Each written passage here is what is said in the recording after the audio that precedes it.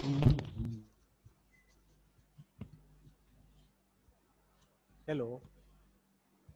Good morning sir.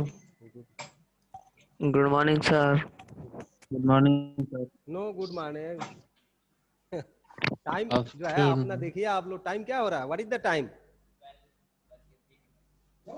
Hello, 12:03। तो क्या कहेंगे आप? Good morning? Afternoon sir. हाँ, good afternoon sir. Good afternoon good कहेंगे। Afternoon okay, sir. Good afternoon sir. Afternoon sir.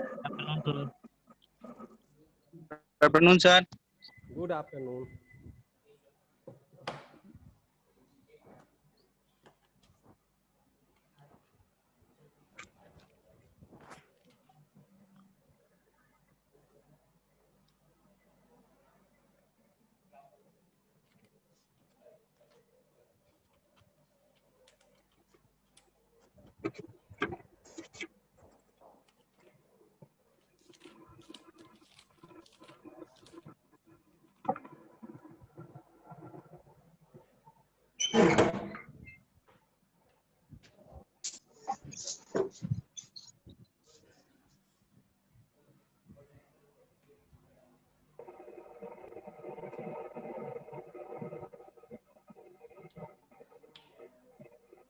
हाँ, listen, आज आप लोगों को जो है न्यू चैप्टर स्टार्ट करेंगे हम, work energy and power. Work energy and power. तो आज हम स्टार्ट करते हैं, फर्स्ट आर्टिकल लेते हैं वर्क। वर्क पर डिस्कस हम करने जा रहे हैं। सर थोड़ा आपकी आवाज बहुत धीरे आ रही है। आवाज नहीं पहुंच रही है? सर एक बार। हाँ, हेलो, सर सर ग्रेविटेशन अभी भी चैप्टर। ठीक है। हाँ सर बोलो, क्या पिछले क्या चैप्टर का करते हैं? नोट्स नहीं भेजेंगे? हेलो, सर ग्रेविटेशन पिछले चैप्टर। चैप्टर का नोट्स। ग्रेविटेशन का पहले सर एक्सरसाइज डिस्कशन कर लीजिए। ग्रेविटेशन चैप्टर आपको जो सर पढ़ाए होंगे वो जरूर भेजेंगे। अब हम तो चूंकि यहाँ से स्टार्ट कर रहे हैं आपका न्यू चैप्टर, ठीक है? तो वो सर आपको जो पढ़ाए होंगे वो जरूर भेजेंगे नोट को। हमने लास्ट में आपको जो है नहीं भेजे फर्स्ट हैं फोर्थ सर। आर्किमिडीज प्रिंसिपल्स आपको एक दो टॉपिक मैंने पढ़ाया। अब ये आपका न्यू चैप्टर सर स्टार्ट हम करने जा रहे हैं। साइंस का 20 हाँ, क्वेश्चन। हेलो, सर 18 क्वेश्चन बता दीजिए। 18 10 क्वेश्चन। 10 क्वेश्चन क्वेश्चन नंबर ई। एनसीईआरटी का। सर एक्सरसाइज यस कर लीजिए। Gravitation question. ठीक है,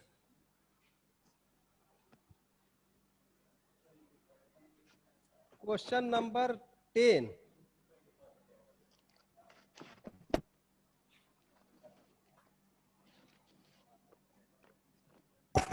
एक्सरसाइज डिस्कस कर लीजिए सर।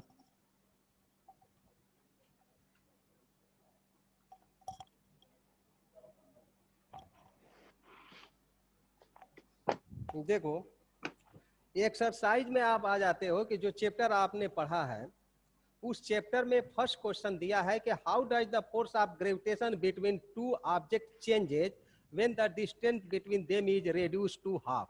चलो फर्स्ट क्वेश्चन हम ले रहे हैं।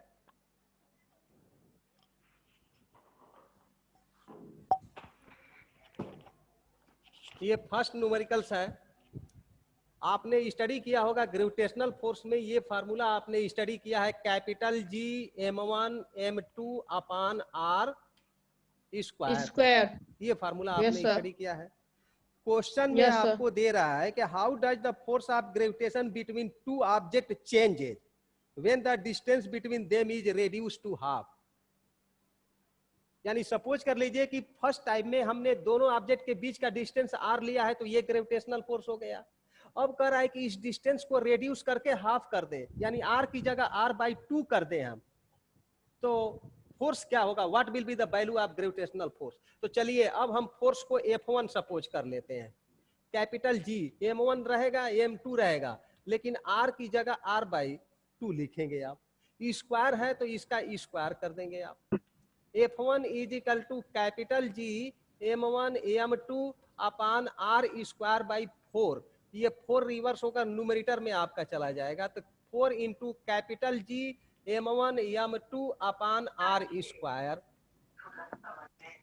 F1 इज इक्वल टू 4 और इस टोटल वैल्यू को आप कैपिटल एफ कह सकते हैं। देखिए यहां से स्टार्ट जो मैंने किया, तो यहां पर आप लिखेंगे कैपिटल एफ। क्या आपको कंक्लूजन मिला कि जब दो ऑब्जेक्ट के बीच के डिस्टेंस को रिड्यूस करके हाफ कर देंगे तो फोर्स जो होगा सीधे 4 टाइम्स इंक्रीज कर जाएगा। कितना टाइम्स इंक्रीज करेगा फोर्स? 4 टाइम्स। यानी 4 फोर्स टाइम। कितना इंक्रीज हो गया आपका? 4 टाइम्स इंक्रीज हो गया। यानी फोर्स जो है आपका 4 टाइम्स जो है इंक्रीज कर जाएगा आपका। ये फर्स्ट क्वेश्चन का आंसर था आपका। चलिए अब सेकेंड क्वेश्चन की तरफ बढ़ रहे हैं। आपको कोई डाउट इसमें? सर 1 मिनट रुकिए। इसमें कोई डाउट नहीं समझ में आया? सर समझ में आया नहीं है सर, सर। क्लियर अच्छा किया ठीक है। सर। क्या चीज? सर समझ नहीं आया। हेलो,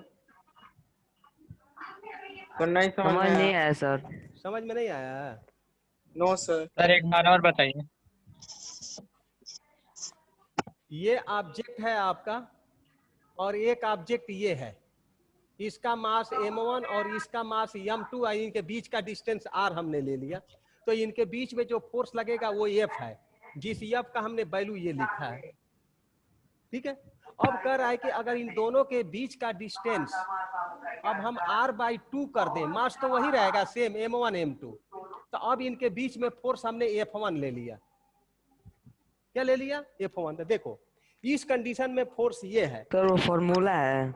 ये ग्रेविटेशनल फोर्स नहीं Yes, पढ़े हो? sir. आपको टीचर नहीं पढ़ाए हैं? बोलो, आपको नहीं बताया गया होगा?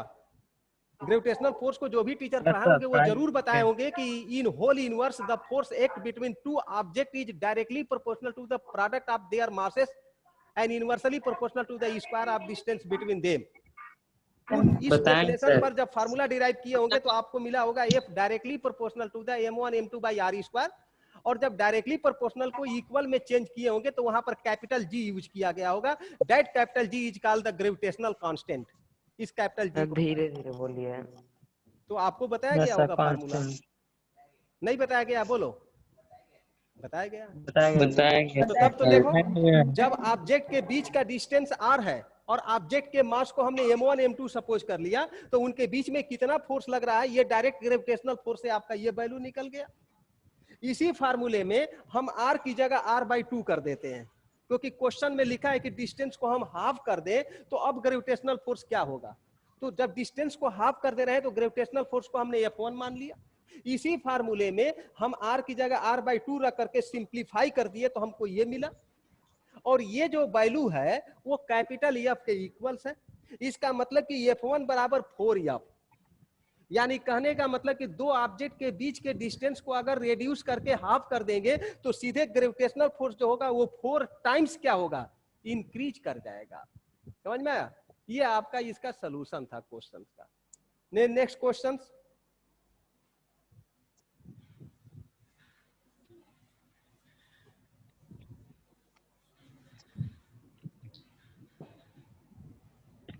सेकेंड क्वेश्चन लेते हैं आपका।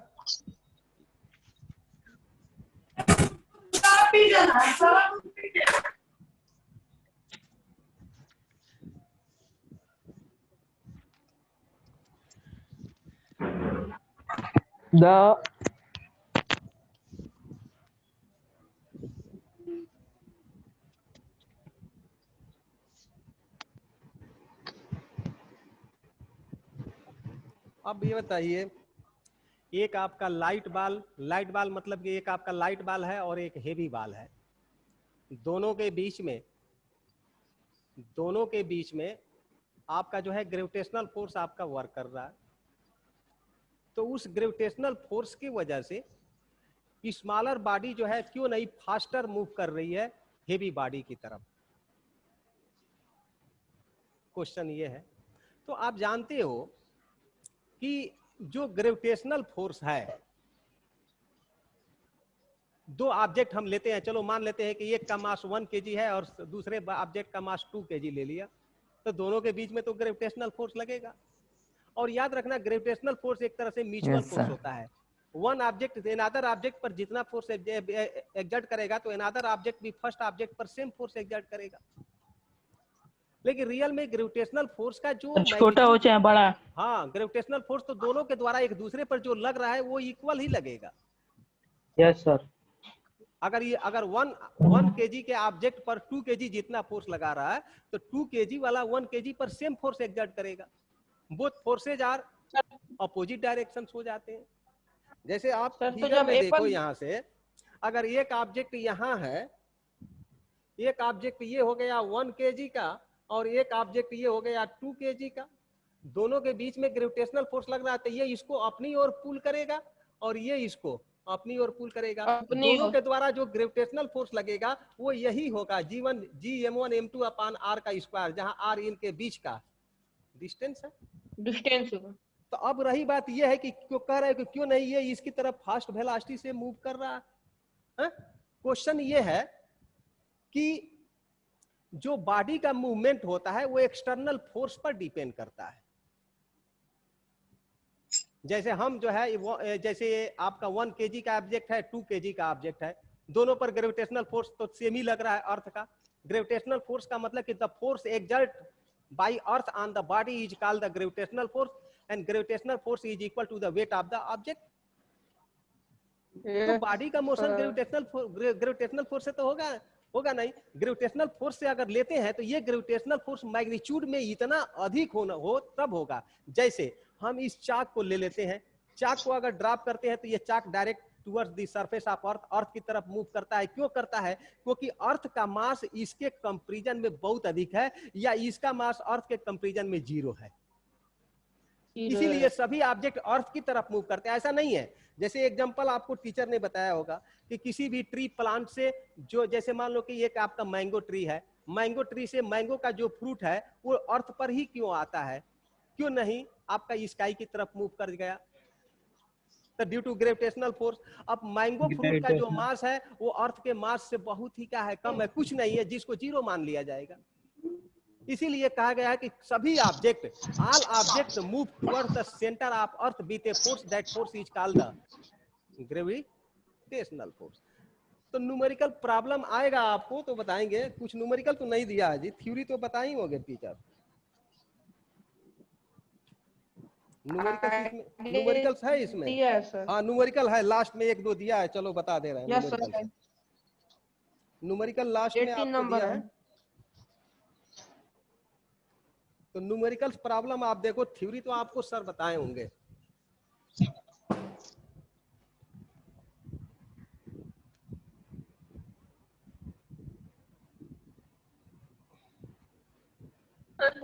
Question number 13। क्वेश्चन है सर।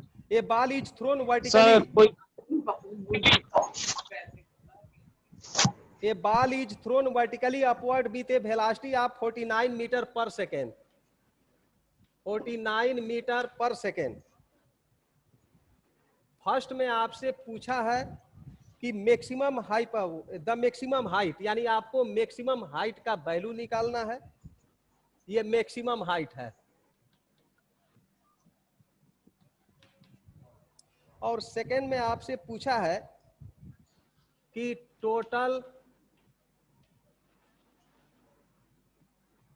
Time taken. हाँ, टोटल टाइम। चलिए अब इस क्वेश्चन को आप देखो, ये आपका अर्थ हो गया, मोशन अंडर ग्रेविटी। ठीक है। यहां से एक ऑब्जेक्ट को हमने थ्रो किया है अपवर्ड डायरेक्शंस में इस वेलोसिटी से। तो जानते हो कि कोई भी ऑब्जेक्ट जब अपवर्ड डायरेक्शंस में फेंका जाएगा तो वो ऑब्जेक्ट जिस मैक्सिमम हाइट पर जाकर के मोमेंटली स्टॉप कर जाता है। तो चलो मान लेते हैं कि ये ऑब्जेक्ट इतने हाइट पर गया है और यहाँ जाकर के स्टॉप कर गया। जब स्टॉप कर जाएगा तो फाइनल वेलोसिटी क्या हो जाएगी? 0 हो जाएगी। और हमने इसको थ्रो किया है किससे? यू वेलोसिटी से। तो जहां पर इसकी वेलोसिटी 0 हो रही है वहां से लेकर के अर्थ तक के बीच के डिस्टेंस को हम मैक्सिमम हाइट कहते हैं। हाइट कहते हैं, मैक्सिमम हाइट कहते हैं। तो फर्स्ट क्वेश्चन में पूछा है मैक्सिमम हाइट, जब हम बॉडी को 49 मीटर पर सेकेंड से थ्रो कर रहे हैं अपवर्ड डायरेक्शंस में। तो आपने ये फार्मूला तो स्टडी किया होगा E equal to U minus ई स्क्वायर इज इक्वल टू ई v square minus 2g 2gh। आपको मालूम है कि फाइनल वेलोसिटी मैक्सिमम हाइट पर 0, इनिशियल वेलोसिटी क्या है तो 49 है, g का वैल्यू 9.8 मल्टीप्लाई h इक्वल के इधर ले आएंगे तो 2 multiply 9.8 multiply h is equal to 49 multiply 49। h का वैल्यू फाइंड आउट करेंगे तो 49 मल्टीप्लाई 49 अपॉन 2 इंटू 9.8 ये वैल्यू होगा। आप इसको देखो, अगर इस डेसिमल को खत्म करोगे तो ऊपर 10 से मल्टीप्लाई करेंगे हम, तब 49 इंटू 49 इंटू 10 अपॉन 2 इंटू 98। 49 से इसको कैंसिल करोगे तो 2 हो जाएगा, 2 से इसको कैंसिल करोगे तो आपका 5 आएगा। अब क्या करना है कि 49 में 5 से मल्टीप्लाई करेंगे, जो आएगा उसमें 2 से हम डिवाइड कर देंगे। सर इज इक्वल टू 5 9 जा 40, 5 के 5 कैरी 4, 5 4 जा 20 या 4 मिलकर के 24 अपान हो गया 2, 2 2 1 जा 2, 2 2 जा 4, फिर 2 2 जा 4 और 2 5 जा 10, यानी इतना आपका हो गया मीटर, यानी 122.50 मीटर, यानी इतने मीटर हाइट पर जाकर के वो ऑब्जेक्ट स्टॉप कर जाएगा। यही है आपका मैक्सिमम हाइट। ओके, कंफर्म हो गया? सर हम जी की जगह 10 नहीं ले सकते हैं? ऐसा है ना कि आपको वैल्यू दिया है, सर ये एंगल है। नहीं दिया है तो आप 10 भी रख सकते हैं और 4.9.8 भी रख सकते हैं। यू आर फ्री, आप फ्री है। लेकिन अक्सर न्यूमेरिकल प्रॉब्लम सॉल्व करते समय इस बात का ध्यान रखेंगे आप कि अगर 9.8 रखते हैं, जैसे 49 क्वेश्चन में दिया हुआ है, तो 9.8 ऑलरेडी 49 से सिंप्लीफाई हो जाएगा, इसीलिए 10 न रख करके आप जो है 9.8 रखेंगे तो ज्यादा सुपीरियर होगा। वैसे आप 10 भी रख करके सिंप्लीफाई करते हो तो आपका आंसर सही है, गलत नहीं है। बात समझ में आ रही है?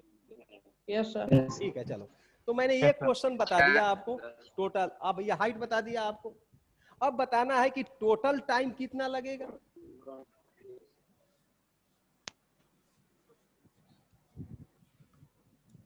अब आइए नेक्स्ट स्टेप, आपको टाइम बता रहे हैं, टोटल टाइम निकालना है। तो सेकंड निकालने के लिए देखो, हमने ये फार्मूला अप्लाई किया, v equal to u minus gt। आपके माइंड में एक क्वेश्चन उठ रहा होगा कि हमने फार्मूले में माइनस क्यों रख रहा है। यस सर, अपवर्ड की तरफ है इसलिए। अपवर्ड की तरफ, अपवर्ड है अगर इसलिए। बॉडी अपवर्ड मोशन करती है तो उसमें रिटार्डेशन प्रोड्यूस होता है, उसका स्पीड डिक्रीज होता है, इसीलिए फार्मूले में हमने माइनस लिया है। v is equal to u minus gt। जब बॉडी मैक्सिमम हाइट पर पहुंचेगी तो उसका फाइनल वेलोसिटी 0, u की जगह इनिशियल वेलोसिटी 49, g की जगह 9.8 मल्टीप्लाई p इक्वल के इधर ले आएंगे 9.8 multiply p is equal to 49, p is equal to 49 upon 9.8।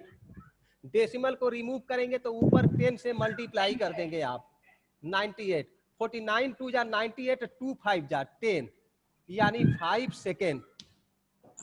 तो आप बताइए, बाल को जब आप अर्थ से थ्रो कर रहे हैं तो मैक्सिमम हाइट पर जाने में 5 सेकेंड का टाइम लगा है, तो मैक्सिमम हाइट से अर्थ तक मूव करने में भी कितना टाइम, 5 सेकेंड। इस तरीके से अगर टोटल टाइम निकालेंगे आप, टोटल टाइम, तो आप इसमें 2 से मल्टीप्लाई करेंगे 10 सेकेंड, यानी टोटल टाइम कितना लगा, 10 सेकेंड। सर 10 सेकेंड कंफर्म हो गया? 10 second. Hello, yes sir. Confirm Yes, हो गया sir. क्वेश्चन? Yes sir. ठीक है, ओके, चलो सॉल्व कर सर लो। तो फिर 10 हम- सेकेंड सर कैसे हाँ हो ठीक गया? है, नेक्स्ट क्वेश्चन आपको बता रहे हैं। ठीक है, चलिए।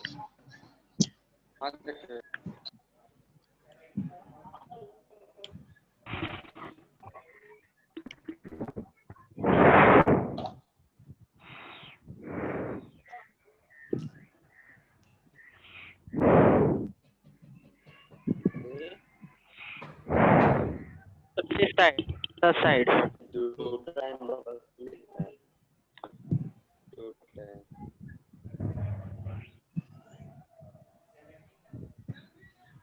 अरे पहले बताइए कौन सा है? क्लास में उससे इंटरेक्ट हो रहा है, तुम केवल बैठ के देखते रहो।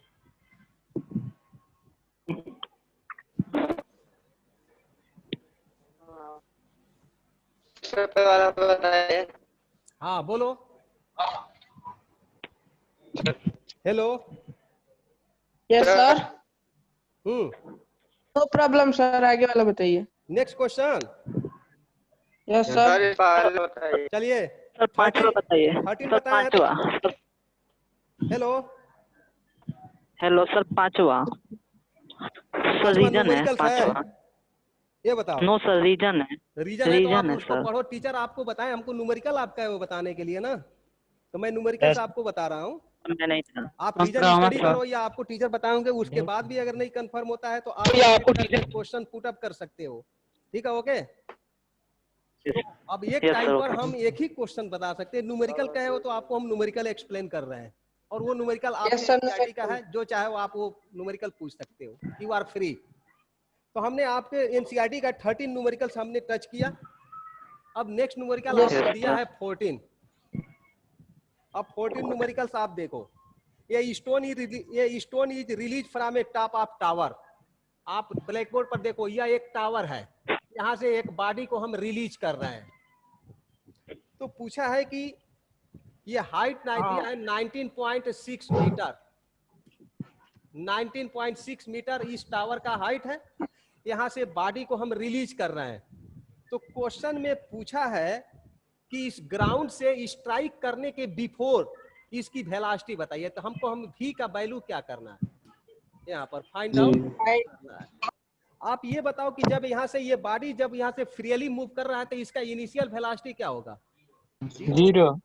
आप फार्मूला अप्लाई कर दो, v square is equal to ई square plus 2g। Plus 2g। हम इस फार्मूले में साइन प्लस लिए हैं क्योंकि body upward to downward motion कर रही है। डाउनवर्ड। तो देखना इनिशियल वेलोसिटी 0, v हमको निकालना है प्लस 2, g की जगह 9.8, h की जगह 19.6। 19.6। v square is equal to 2 multiply 9.8 और 19.6 को हमने लिख दिया 2.9.8। बोलो सही है? Yes Yes, sir. अगर हम 9.8 में Yes, sir. 2 से मल्टीप्लाई करेंगे तो 19.6 आ जाएगा। आप बताओ, Yes. ये 2 और 2 मिलकर के 2 का स्क्वायर हो गया, 9.8 और 9.8 मिलकर के 9.8 का स्क्वायर यानी v स्क्वायर हो गया। जब स्क्वायर Yes, को sir. रिमूव करोगे तो स्क्वायर रूट निकालोगे Yes, sir. आप, तो स्क्वायर रूट निकालोगे sir, तो इसका under- पावर रिमूव होगा 2 इंटू 9.8, 2 8 जा 16, 2 9 जा 18 और 1 मिलकर के 19.6। ये आपका आंसर होगा। यानी 19.6 मीटर पर सेकेंड के स्पीड से बॉल जो है ग्राउंड से स्ट्राइक। ये क्वेश्चन है, नोट कर लो तो फिर नेक्स्ट क्वेश्चन आपको बताते हैं। Yes, sir. एक मिनट रुक जाइए।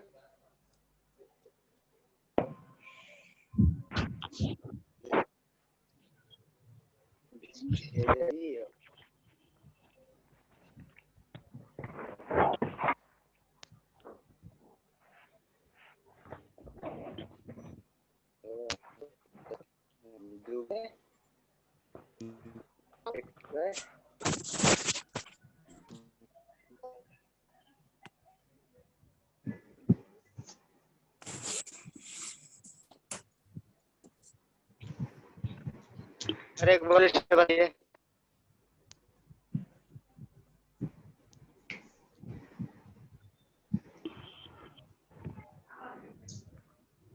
गुड हाँ चलिए next question. Morning. Next question आपके एनसीईआरटी का 17 क्वेश्चन हम ले रहे हैं। एनसीईआरटी का 17 क्वेश्चन, जो इंटरेस्टिंग क्वेश्चन भी है, डिफिकल्ट भी है, आपको इमेजिन भी करना है, थिंकिंग भी करना है।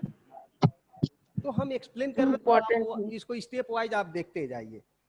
क्वेश्चन में आपको दिया है a stone is allowed to fall from the top of a tower 100 metre high.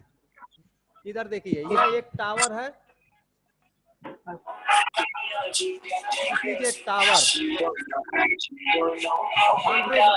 100 metre high, जिसका हाइट 100 मीटर आपको दिया गया है।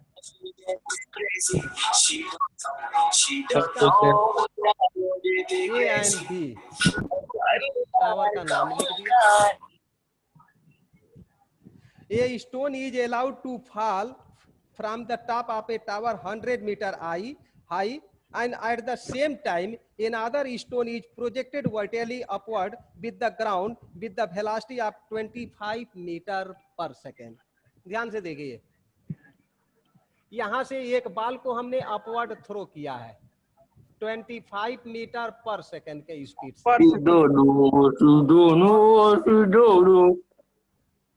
Hello hello, yes sir. अरे भाई यस सर। बैक साइड से साउंड आ रहा है आप लोग की तरफ से। सर कोई है राहुल नाम का लड़का, राहुल नाम है ना? सर वही बजा रहा है। देखिए, एक बाल को 25 मीटर पर सेकेंड के स्पीड से वर्टिकली थ्रो किया गया है और उसी समय एक बाल को यहाँ पर फ्रीली ड्रॉप कर दिया गया। तो आपको पता होना चाहिए कि कोई भी बाल किसी हाइट से अगर फ्रीली ड्रॉप करता है तो उसका इनिशियल वेलोसिटी क्या होता है? 0। लेकिन जब अर्थ से किसी बॉडी को अपवर्ड फेंकेंगे तो उसका इनिशियल वेलोसिटी 0 नहीं होगा, बल्कि ये क्वेश्चन में 25 फाइनल होगा 0 दिया है। अब क्वेश्चन पुट अप कर रहा है आपसे कि calculate the when and where the two stone will meet, यानी एक नीचे से मूव कर रहा है, एक ऊपर से मूव कर रहा है। तो पूछ रहा है कि ये दोनों बाल कितने टाइम पर और कितने हाइट पर एक दूसरे से मीट करेंगे। तो मान लिया कि ये दोनों ऑब्जेक्ट आकर के यहां पर मीट कर रहे हैं, यहां पर मीट कर रहे हैं, सपोज कर लीजिए यहां पर हमने इसका नाम दे दिया कि ये पॉइंट P पर मीट कर रहे हैं। तो अगर इस डिस्टेंस को हम x सपोज कर ले यहां से यहां तक को, तो ये हो जाएगा 100 माइनस x। बोलिए क्लियर है? Yes sir. अगर इस हाइट को हम x सपोज कर ले तो टोटल हाइट तो 100 है, तो 100 में से x को माइनस करेंगे तो ये हाइट आपको निकल जाएगा। इसका मतलब कि ऊपर वाला जो बाल है वो 100 माइनस x मीटर का डिस्टेंस ट्रेवल कर रहा है और ये बाल जो है x मीटर डिस्टेंस कर रहा है। साथ ही साथ एक कंडीशन ये भी लेते हैं कि जितने टाइम में ये ऑब्जेक्ट यहाँ पर मूव करेगा उतने टाइम में ये ऑब्जेक्ट P पर आ जाएगा, यानी T टाइम में दोनों के द्वारा जो ट्रेवल किया गया डिस्टेंस है उसका सम जो होगा वो 100 मीटर के क्या होगा? इक्वल्स होगा। तो पहला कंडीशन ये है कि कितने टाइम पर वो मिलेंगे। तो पहले तो यहां से निकालेंगे कि let they will meet after time T।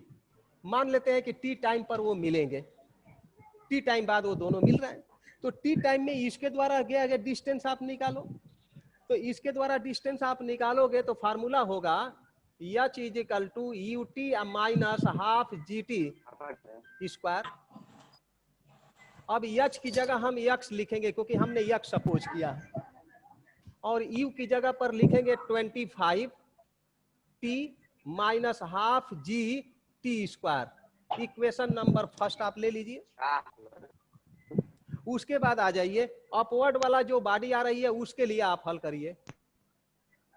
Formula यही रहेगा same, h is equal to ut minus half G T square. लेकिन अपवर्ड बॉडी के लिए इनिशियल वेलोसिटी क्या है? 0। लेकिन ये डिस्टेंस कितना ट्रेवल कर रही है? 100 माइनस x। और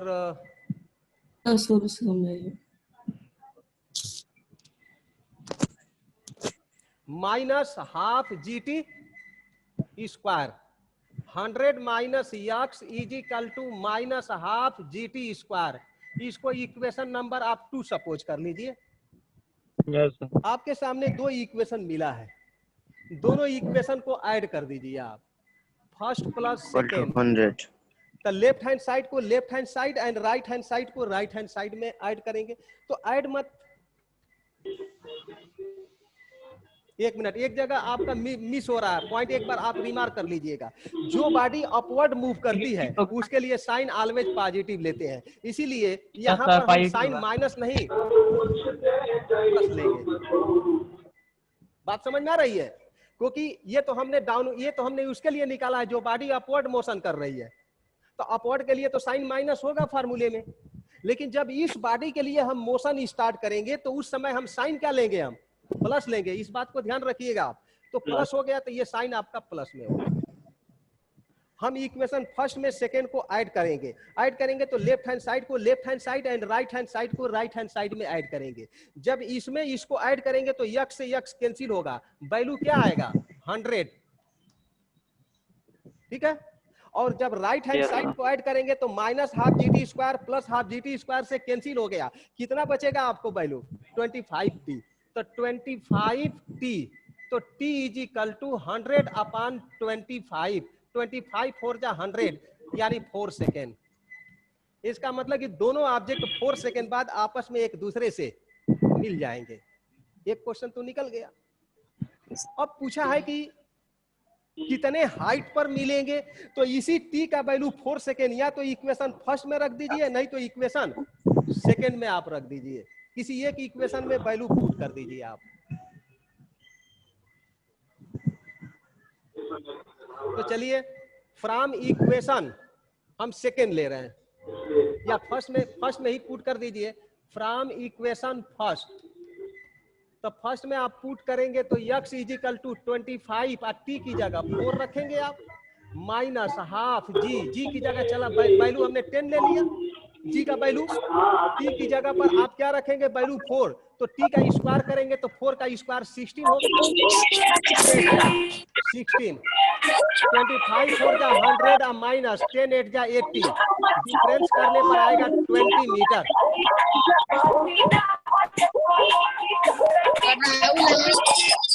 हेलो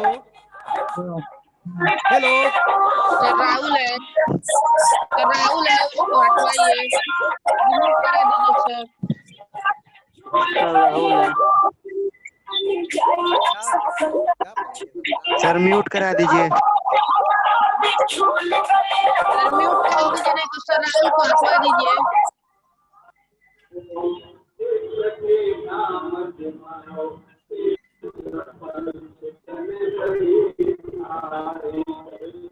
लिसन, हमने t is equal to 4 second simplify किया है।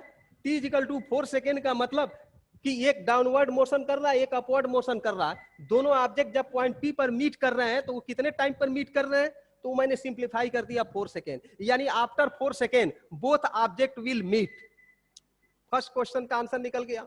सेकेंड क्वेश्चन में ये पूछा है कि वो ऑब्जेक्ट कितना डिस्टेंस ट्रेवल करने के बाद मीट करेंगे, तो इसी t इजिकल टू 4 सेकेंड को आप इक्वेशन फर्स्ट या इक्वेशन सेकेंड में आप पुट कर सकते हैं। तो इक्वेशन फर्स्ट में जब हमने पुट कर दिया तो x इजिकल टू 25, t की जगह 4 माइनस हाफ, g की जगह वैल्यू हमने 10 ले लिया, मल्टीप्लाई t की जगह वैल्यू 4, तो 4 का स्क्वायर 16, 2 8 जा 16, 10 8 जा 80, 25 4 जा 100, 100 माइनस 80 इजिकल टू 20 मीटर। इसका मतलब कि जो डाउनवर्ड बाल है वो 20 मीटर हाइट पर मूव करेगा, और जो अपवर्ड बाल है वो 100 माइनस 20 इजिकल टू 80, यानी नीचे वाला बाल 20 मीटर मूव करेगा और ऊपर वाला बाल 80 मीटर मूव करेगा, तब जाकर के ये दोनों बाल यहां पर मीट करेंगे।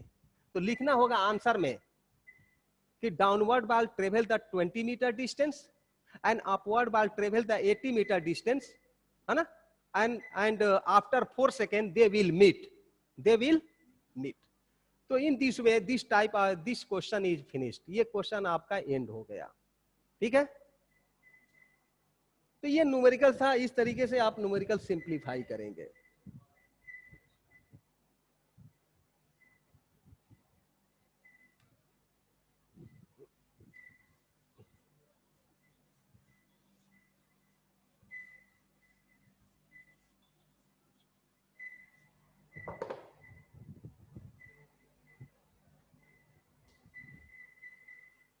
चलो लास्ट क्वेश्चन आप देखो 18। A ball is thrown vertically, a ball is thrown up vertically, return to the thrower after 6 seconds.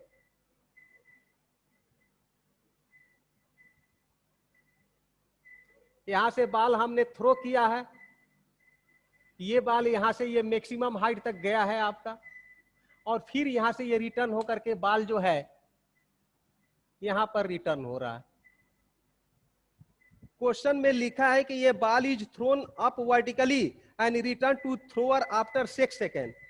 इसका मतलब कि जो बाल को थ्रो कर रहा है, ठीक है ना, उसी के पास बाल जो है आफ्टर 6 सेकेंड, यानी 6 सेकेंड में बाल वापस आ जा रहा है। इसका मतलब कि यहां से यहां तक जाने में टाइम और फिर यहां से रिटर्न होकर के यहां तक आने में टाइम, टोटल टाइम 6 सेकेंड दिया है। तो आपको आपको मालूम होना चाहिए कि यहां से मैक्सिमम हाइट तक जाने में जो टाइम होगा उतने ही टाइम में ऑब्जेक्ट जो है मैक्सिमम हाइट से ग्राउंड पर रिटर्न होने में भी टाइम लगेगा। इस तरीके से जो 6 सेकेंड दिया है उसमें 2 से डिवाइड कर दोगे तो पता चल जाएगा कि बाल को मैक्सिमम हाइट तक जाने में कितना टाइम लगेगा। तो फर्स्ट क्वेश्चन पूछा है, तो यहां देखिए, अब यहां पर लिखेंगे कि time to reach maximum height, time to reach maximum height 6 में 2 से डिवाइड कर दो, 3 सेकेंड, यानी 3 सेकेंड में वो बाल मैक्सिमम हाइट पर पहुंच जाएगा। फर्स्ट क्वेश्चन आपसे पूछा है कि the velocity with which it was thrown up, किस वेलोसिटी से बाल को थ्रो किया गया है। तो आपको निकालिए v is equal to u minus gt। जब बाल मैक्सिमम हाइट पर मूव करेगा तो फाइनल वेलोसिटी 0, इनिशियल वेलोसिटी आपको फाइंड आउट करना है। g का वैल्यू चलो हम 10 ले रहे हैं, t की जगह 3, ट्रांसपोज करोगे तो e इजिकल टू 30, यानी 30 मीटर पर सेकेंड के स्पीड से बाल को अपवर्ड थ्रो किया गया है। सेकेंड क्वेश्चन आपको दिया है कि मैक्सिमम हाइट का वैल्यू निकालो। ये फर्स्ट पार्ट हो गया। सेकेंड पार्ट मैक्सिमम हाइट पूछा है आपसे, तो मैक्सिमम हाइट के लिए फार्मूला अप्लाई करो। ये h is equal to ut minus half gt square. h हमको फाइंड आउट करना है, u का मतलब 30, t का मतलब 3, हाफ g की जगह 10, t की जगह 3, तो 3 का स्क्वायर 9, 2 5 जा 10, 33 जा 19, माइनस 5 9 जा 45, 90 minus 45 is equal to 45 metre. It means वो बाल 45 मीटर हाइट पर मूव करेगा।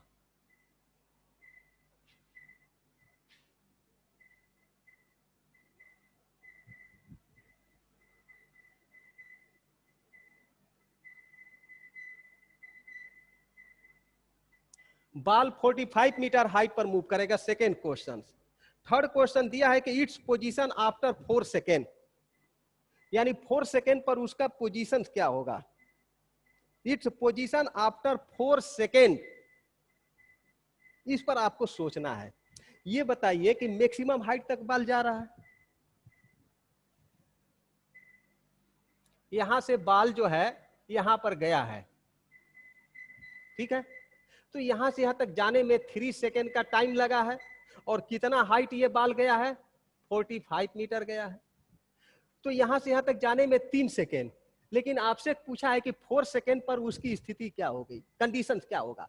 तो बताओ कि यहां से यहां तक जाने में 3 सेकेंड हो गया, तो फिर यहां से जब रिटर्न होगा तो वो डाउनवर्ड आएगा। तो मान लेते हैं कि 1 सेकेंड में वो बाल यहां पर आ जा रहा है, तो ये डिस्टेंस आपका कितने सेकेंड में वो ट्रेवल कर रहा है, 1 सेकेंड में। तो इसका मतलब कि 4 सेकेंड पर वो बाल यहां पर पहुंचेगा, यहां पर उसकी पोजीशन क्या होगी।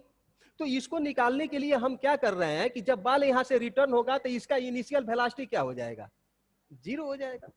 टाइम आपको दिया है 1 सेकेंड, तो 1 सेकेंड पर इसका पोजीशन क्या होगा। तो इसके लिए हम फार्मूला अप्लाई कर रहे हैं, फिर h is equal to ut plus half gt का स्क्वायर। बाल डाउनवर्ड मोशन कर रहा है, तो बताइए कि u की जगह 0 लेंगे तो टोटल वैल्यू 0 हो गया। 1/2 g की जगह 10 और t की जगह 1 रखेंगे आप, तो 2 5 जा 10, यानी h is equal to 5 metre, h is equal to 5 metre. इसका मतलब कि 1 सेकेंड में ये 5 मीटर डाउनवर्ड मोशन कर गया, जबकि टोटल हाइट हमने कितना निकाला है, 45 मीटर। तो 45 में से अगर 5 को माइनस कर देंगे तो ये आपका यहां से लेकर के